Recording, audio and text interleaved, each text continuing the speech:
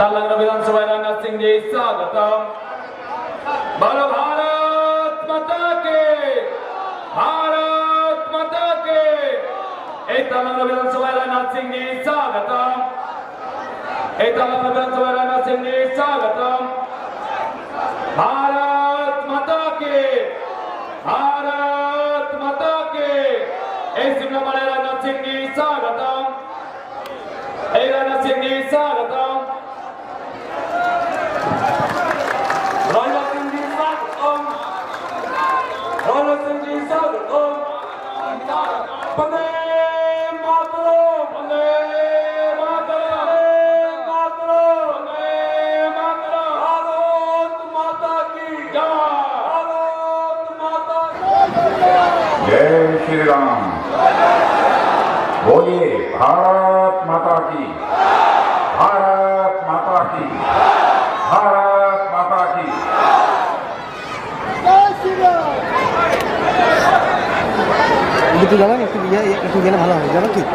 आपके क्षेत्रीय सांसद डॉक्टर सुभाष सरकार जी और मेरा भाइयों, मैं तो आपके प्रति आभार व्यक्त करना चाहता हूं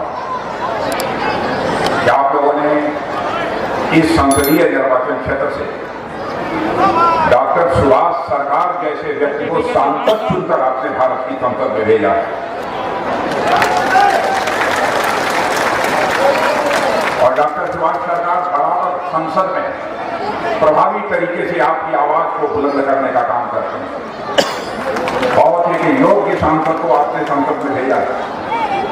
श्री विवेकानंद जी टाटा जिलाध्यक्ष, श्री शिवशंकरन सेन जिला महामंत्री, श्री सुधीर पाल जिला महामंत्री, प्रसन्नजीत चटर्जी, श्री शिशिर दत्ता, श्री कृष्णापर हेम्ब्रम, श्री रत्नाल पात्रा, श्री आशीष लोहार, मनवी अरोड़ा और इस क्षेत्र के प्रत्याशी श्री श्यामल जी सरकार और इस सभा में मौजूद मेरे सभी सम्मानित बहनों एवं भाइयों,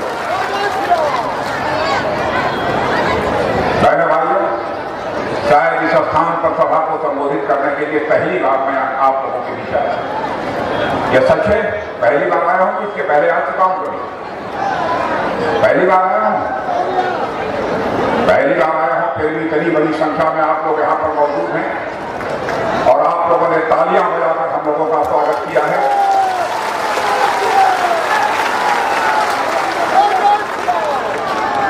इसलिए एक बार मैं भी अपनी तरफ से शीश झुकाकर आप सभी बहनों भाइयों का अभिनंदन करता हूं, आप सभी का मैं स्वागत करता हूं। बहनों भाइयों, आज मैं दिल से एक बात कहने के लिए आपके बीच आया हूं और हमारे दिल की यह बात है कि मेरे बहनों भाइयों, बंगाल को बचा लो, बंगाल को बचा लो। चाहे यहां पर वामपंथियों की सरकार रही हो, चाहे यहां पर टीएमसी की सरकार हो, बंगाल को लगातार इन दोनों सरकारों ने बर्बाद किया। बंगाल में हालात दिनों दिन बदतर होते चले गए। जिस बंगाल में चैतन्य महाप्रभु पैदा हुए, जिस बंगाल में महर्षि अरविंद पैदा हुए, जिस धरती पर स्वामी विवेकानंद पैदा हुए, रामकृष्ण परमहंस जैसी हस्तियां पैदा हुई और जिस धरती पर रविंद्रनाथ ठाकुर जैसे महाकवि पैदा हुए, और इतना ही यह एक ऐसी धरती है यहां पर रविंद्र संगीत दिखाई देता है, रविंद्र संगीत सुनाई देता है, तो यहीं पर चैतन्य महाप्रभु का कीर्तन भी सुनाई देता है और स्वामी विवेकानंद का संदेश भी सुनाई देता है। यह ऐसी महान धरती, इस धरती को मैं शीश झुकाकर प्रणाम करता हूं। आज के 10 साल पहले आप लोगों ने यहां पर तृणमूल कांग्रेस की सरकार बनाई। तृणमूल कांग्रेस की नेता ममता जी ने जनता से यह कहा था कि हमारी सरकार बनाइए, मैं आऊंगी मुख्यमंत्री बनकर, यहाँ पर मां भी सुरक्षित रहेगी, मानुष भी सुरक्षित रहेगा, माटी भी सुरक्षित रहेगी। लेकिन 10 वर्षों में ममता दीदी ने ऐसे हालात पैदा कर दिए, बहनों भाइयों, न तो यहाँ पर मां सुरक्षित है, न मानुष सुरक्षित है, न माटी सुरक्षित है। अजीबोगरीब हालात यहाँ पर पैदा हो, सर्वत्र के हिंसा का माहौल देखने को मिलता है। जो बंगाल की धरती एक सांस्कृतिक धरती मानी जाती थी, आध्यात्मिक धरती मानी जाती थी और सांस्कृतिक संदेश पूरे भारत को इस धरती से जाया जाता था, आज उस धरती की हालत तृणमूल कांग्रेस की सरकार ने कैसी बना दी है, मुझसे बेहतर आप लोग जानते। इसीलिए आज मैं आप लोगों से अपील करने आया हूं कि बहनों भाइयों, बंगाल की हालत निरंतर, चाहे वामपंथी रहे हों अथवा तृणमूल कांग्रेस, इनके शासनकाल में पद से बदतर होती चली गई। इसीलिए आप लोग बचा लीजिए, अब समय आ गया और मैं आप लोगों के प्रति आभार व्यक्त करना चाहता हूं कि आप लोगों ने लोकसभा के चुनाव में देश में कभी सोचा भी नहीं था, वहां करिश्मा करके आप लोगों ने दिखाया। 42 में 18 सीटों पर भारतीय जनता पार्टी को विजय दिलाई है आप, और तृणमूल कांग्रेस को आपने संदेश दे दिया है कि विधानसभा के चुनाव में Bharatiya Janata party clear majority के साथ अपनी अब बंगाल में सरकार बनाएगी। यह संदेश भी आपने दिया। आपको याद होगा सौरभ गांगुली जैसे क्रिकेट के खिलाड़ी से आप अच्छी तरह परिचित हैं, जिसने भारत का नाम सारी दुनिया में रोशन किया। यह क्रिकेट के खिलाड़ी सौरभ गांगुली जब क्रिकेट के मैदान में क्रीज क्रॉस कर जाते थे तो लोग ये कहते थे अब सौरभ गांगुली छक्का मारेगा, सिक्कर मारेगा, और सौरभ गांगुली सिक्कर मारेगा। तो इस चुनावी मैदान में भी, इस राजनीति के मैदान में भी, लोकसभा में आप लोगों ने भारतीय जनता पार्टी को क्रीज क्रॉस करा दी है बहनों भाइयों। इसलिए इस बार भारतीय जनता पार्टी को भी छक्का मारने से, सिक्सर मारने से कोई रोक नहीं सकता। जहां तक भारतीय जनता पार्टी का प्रश्न है, इस सच्चाई को कोई नकार नहीं सकता।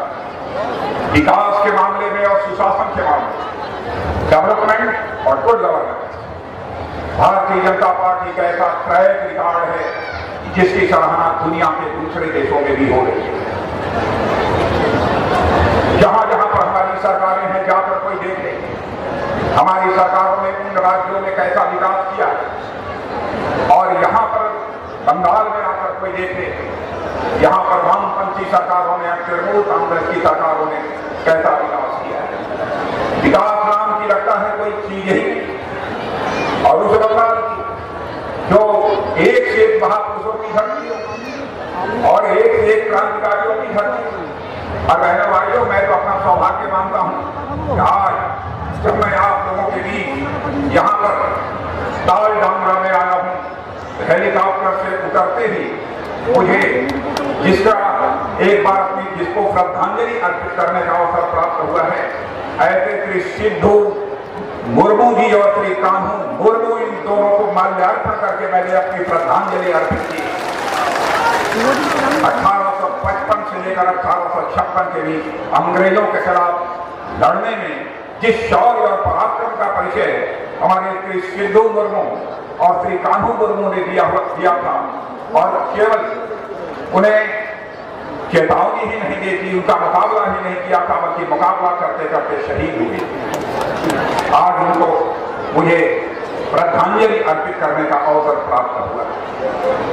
बहनों भाइयों, इस बंगाल में तृणमूल कांग्रेस के शासनकाल में किस प्रकार का भ्रष्टाचार रहा है, जन जन इस बात से अच्छी तरह परिचित है। बंगाल की कटमनी, यहाँ की तोलाबाजी, यहाँ के सरकार की सारे भारत में मशहूर हो गई है। यहाँ बिना कटमनी के कोई काम नहीं होता, और यहाँ पर सीधे तोलाबाजी का धंधा भी बड़ी तेजी के साथ चलता है। लेकिन आपको मैं विश्वास दिलाना चाहता हूँ, हमारी सरकार बनेगी बहनों भाइयों, दूसरे दिन से किसी माँ के लाल की हिम्मत नहीं है कि कटमनी ले ले और यहाँ पर तोलाबाजी कर ले, किसी माँ के लाल की हिम्मत नहीं। टेलीविजन के पर्दे पर मैं देखता हूं, कभी कभी बंगाल के रहने वाले लोगों के द्वारा सुनता हूं, सरेआम यहाँ पर बम बनाए जाते हैं। बम का एक बहुत बड़ा उद्योग चल रहा, और बम बनाने कुछ इलेक्ट्रॉनिक चैनल के लोग, तो उन लोगों ने कहा कि हम तरह तरह के बम बनाते हैं और यह बम बनाकर इसकी सप्लाई यदि करते हैं तो राजनीतिक पार्टी के नेताओं को करते हैं। किनको करते हैं? टीएमसी के लोगों को करते हैं, ताकि वह भारतीय जनता पार्टी के लोगों के ऊपर बम फेंक कर उनकी हत्या कर सके, उनका मनोबल तोड़ सके। लेकिन मैं बताना चाहता हूं टीएमसी के नेताओं को कि बहनों भाइयों, हम किसी भी हमले से घबराने वाले नहीं हैं। जितना भी हमला होगा उतना ही भारतीय जनता पार्टी मजबूत होगी और पूरी ताकत के साथ हम उसका मुकाबला करेंगे। 150 से लेकर 200 हमारे भारतीय जनता पार्टी की कार्यकर्ताओं की हत्या हुई है। कौन जी गया? ममता जी कहते हैं हमने नहीं, हमारे पार्टी के लोगों ने नहीं। मैं पूछना चाहता हूं, मैं भी उत्तर प्रदेश का मुख्यमंत्री रह चुका हूं कि ममता बहन, यदि किसी के मुख्यमंत्री रहते हुए उसके राज्य में इस तरीके से लोगों की निर्मम हत्या की जा रही है, लोगों के ऊपर बम फेंके जा रहे हैं, किसकी जिम्मेदारी है? सीधे सीधे मुख्यमंत्री की जिम्मेदारी बनती है, उप मुख्यमंत्री के सरकार की जिम्मेदारी बनती है। अरे भाइयों, जिस दिन हम लोगों की सरकार बन जाएगी, हम देखेंगे किसने मां का दूध पिया है जो कि बंगाल की धरती पर बम बना लेगा। बहनों भाइयों, ये हम लोग तमाशा बना रखा, किसी क्षेत्र का विकास नहीं। जहां जहां मैं बंगाल में जाता, जनता से बात कर, लोग कहते हैं साहब विकास नाम की यहां पर कोई चीज नहीं, यहां पर लूट खसोट भ्रष्टाचार बस इसी का बोलबाला है। ताल डांगरा के बारे में मुझे बताया गया, ताल डांगरा की मिट्टी की कला और यहां स्थानीय कारीगरी बहुत पूरे भारत में मशहूर है। ताल डांगरा के मिट्टी की कला की बात और यहाँ के कारीगरी की बात हमने चारों तरफ सुनी थी बहनों भाइयों, लेकिन यहाँ के लोगों के द्वारा भी इसके बारे में मुझे विस्तृत जानकारी हासिल हुई।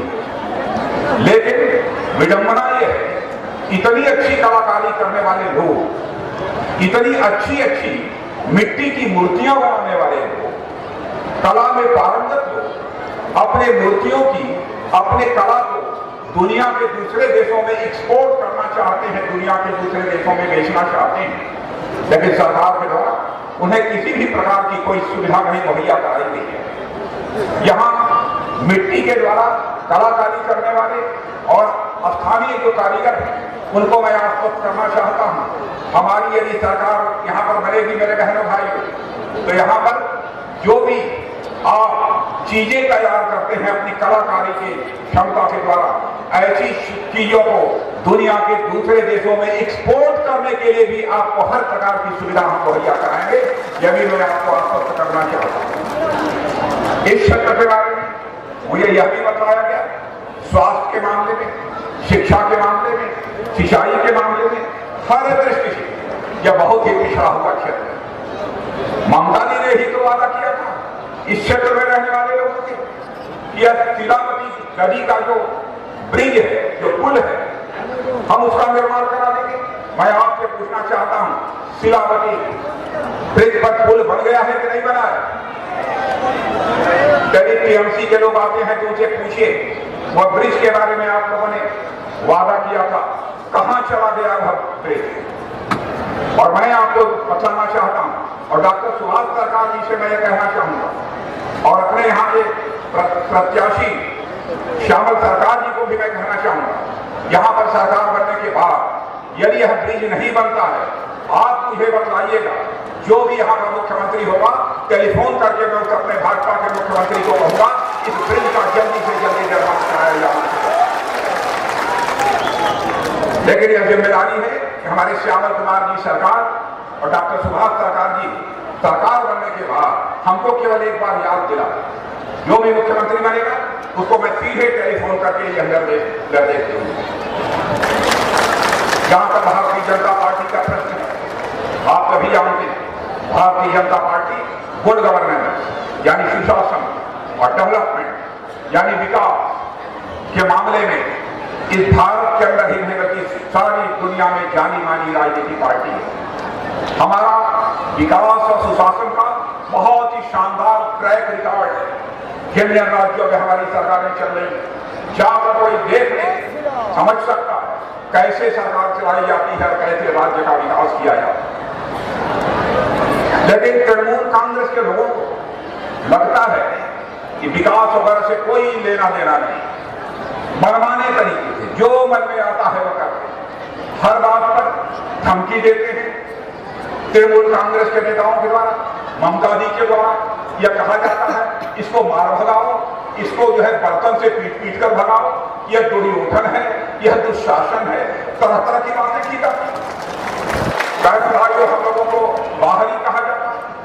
मैं आपसे पूछना चाहता हूं, हम लोग भारत माता की कोख से जो पैदा हुआ है, चाहे किसी भी राज्य में रहता हो, बहनों भाइयों, वो बाहरी नहीं है, बल्कि सब एक दूसरे के भाई भाई हैं, भाई भाई। और भारतीय जनता ये कैसे बाहरी हो सकती?